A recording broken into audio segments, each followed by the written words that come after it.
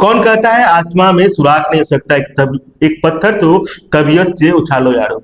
कुछ इसी तरह का जो कहावत है उसको चरितार्थ मधेपुरा की एक बेटी है। मधेपुरा के स्टेशन चौक पर एक हार्डवेयर के व्यवसायी है सुधाकर पांडे।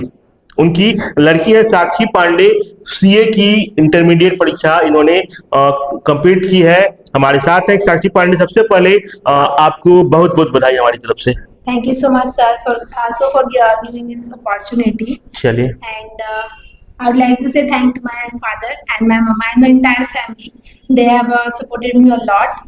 पूरी जर्नी में उनका सपोर्ट ही सबसे बड़ा था जो मुझे यहाँ तक पहुँचने में बहुत बहुत ज्यादा हेल्प कर रहा है। कैसा लग रहा है? एग्जाम कर लिए हैं, लोग बधाई दे रहे होंगे, तरह तरह की बातें कर रहे होंगे, कैसा लग रहा है अभी? बहुत अच्छा लग रहा है।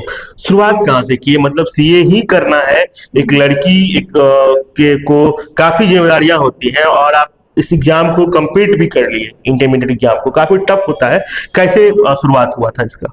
सर आफ्टर 10th ये बहुत पहले से डिसाइडेड था कि मेरा कॉमर्स ही फील्ड में मेरा मतलब कॉमर्स ही चूज करना है। देन आफ्टर मतलब मेरे फैमिली में कोई सीए है नहीं, तो ऐसा नहीं कि किसी को देख के एज इंस्पिरेशन वो चीज नहीं थी। बट या फिर उसके बाद मैंने डिसाइड मतलब किया कि हाँ सीए करना है। बहुत सोचा, रिसर्च करा कि हाँ what are the professional courses जो है उस समय थे तो फिर सीए सिलेक्ट करा। फिर उसके बाद जब मैंने 11th 12th स्टार्ट करी पढ़ाई अपनी, तो वहाँ पे फिर मेरे को अकाउंट्स में फिर इंटरेस्ट आया। तो कहीं ना कहीं फिर मुझे लगा कि नहीं, आई शुड ऑप्ट कि मुझे कॉमर्स करना चाहिए, सॉरी सीए करना चाहिए। तो फिर सीए के बारे में और कुछ जब पढ़ा तो जाना तो पता चला कि सीए बहुत ज्यादा रेप्यूटेड कोर्स है, one of the very reputed professional course.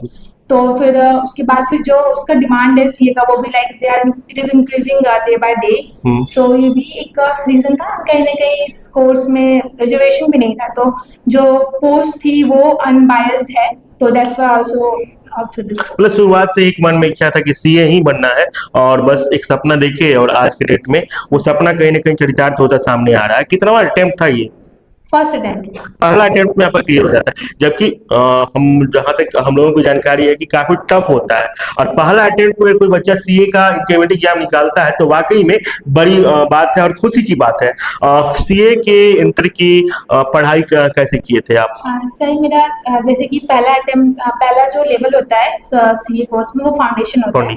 तो 12th के बाद मैंने ऑनलाइन ही फाउंडेशन करा, वो भी मेरा फर्स्ट अटेम्प्ट में हुआ। एंड देन फाउंडेशन के बाद इंटर करा, तो वो भी मेरा फर्स्ट अटेम्प्ट हो गया, ऑनलाइन ही करा। तो ऑनलाइन मतलब सेल्फ स्टडी और ऑनलाइन स्टडी लेके किनका कोचिंग, किनका था वो क्लास वगैरह किनका होता था? सर मेरे सर जो थे अभी इंटर में, तो वैसे 6 पेपर्स होते हैं। तो सबसे पहले अकाउंट्स होता है, तो अकाउंट्स मैंने प्रवीण जिंदल सर से करा था। एंड देन लॉ मैंने अर्जुन छाबड़ा सर से करा था। एंड देन फिर उसके बाद ऑडिट होता है, तो ऑडिट मैंने कपिल गोयल सर से करा। कॉस्टिंग मैंने प्रणब पोपर सर से करा। एंड देन फिर एफएम एंड एसएम सब्जेक्ट जो था वो मैंने मोनीश बोरा सर से करा। एंड फिर सबसे जो लास्ट टैक्सेशन पेपर होता है तो वो मैंने विशाल भट्ट सर से एंड भवन खुराना सर से करा। इस दौरान पढ़ाई करने के दौरान क्योंकि घर से ही पढ़ाई कर रही थी तो काफी परेशानियां आई होंगी, टाइम को कैसे मैनेज कर रहे थे? सर सबसे इम्पोर्टेंट वो जो टाइम मैनेजमेंट ही है पूरे कोर्स में। तो अगर क्लासेस की बात करूँ तो क्लासेस अराउंड 10 आवर्स तक सिर्फ क्लासेस रहते थे। तो 10 आवर्स जो है सिर्फ क्लासेस ही रहते थे। तो उसको सबसे पहले मैनेज करना बहुत इंपॉर्टेंट है, क्योंकि कहीं ना कहीं होता है कि आपको कोई अगर क्लास छूट गया है तो फिर अगर वो नहीं करो तो फिर अगले दिन फिर नेक्स्ट का जो होता था फिर वो एक प्लस हो जाता होगा। तो फिर संडे जब रहता था तो अगर कभी किसी दिन क्लास नहीं हो पाया तो फिर संडे को टाइम निकाल के जो भी बैकलॉग रहता था उसको कंप्लीट करना रहता था। तो ये कंसिस्टेंसी मेंटेन करनी रहती है। जब फर्स्ट डे से आप डिसाइड करते हो कि सीएनडी क्लासेस स्टार्ट हो चुकी है, तो from the very first beginning के आपको ये चीज दिमाग में रहनी चाहिए कि आपको क्लासेस ऑन टाइम कंप्लीट करना है। अगर कोई होमवर्क है तो आपको होमवर्क कंप्लीट करना है। उसके बाद जो उतना करने के बाद फिर आपको सेल्फ स्टडी के लिए टाइम चाहिए जो भी। तो वही इतने टाइम को ऑनलाइन क्लास कर रही, घर में भी काम हो रहा है और फिर सेल्फ स्टडी भी कर रही हैं, तो बड़ा इसको एक चीज मैं ऐड करूंगी कि यहाँ पे मम्मी मेरी छोटी माँ हो या मेरी मम्मी या बड़ी मम्मी हो कोई भी हो, तो they have supported me a lot. या पढ़ाई करो, पढ़ने जाओ, बाकी वो काम है तो लोग कभी उस चीज के लिए बोलेंगे। घर के काम पे बहुत ज्यादा फोकस नहीं मिलता था, लेकिन पढ़ाई के लिए सभी लोग मोटिवेट कर रहे थे कि आप पढ़ो। तो अब रिजल्ट आ गया है और तरह तरह के लोग कमेंट्स कर रहे होंगे, घर के लोग क्या कहते हैं? सर घर के लोग ऑलवेज मतलब कि हमेशा से सपोर्ट ही रहा है उनका। फर्स्ट टाइम जब मैंने कॉमर्स लिया था तो देवर लाइक कॉमर्स थोड़ा डिफरेंट फील्ड था।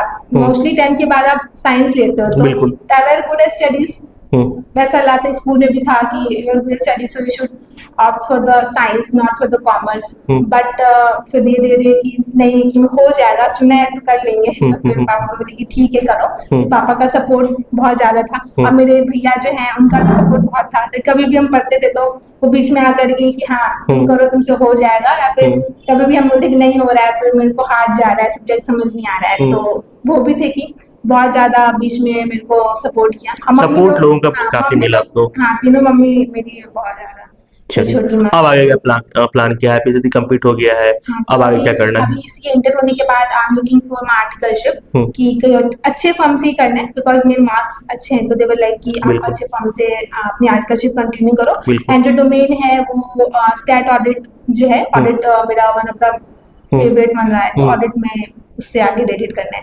उसके बाद फिर सीए फाइनल होगा and then I will look for कि either I'll go for practice or for a job, so that will I will decide later. जो बच्चे अभी सीए की तैयारी कर रहे हैं, पढ़ाई कर रहे हैं, उनके लिए क्या मोटिवेशन देना चाहेंगे?